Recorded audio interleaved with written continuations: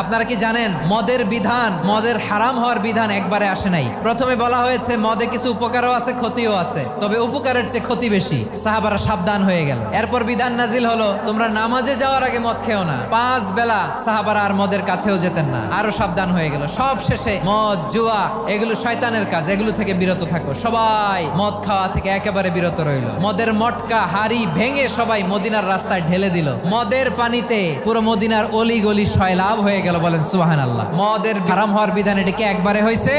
না। আমাদের কাছে অনেকে আসে, আয়সা বলে হুজুর আমার মেয়েটা পর্দা করে না, ওর জন্য দোয়া করেন। তা আমি বলি বয়স কত?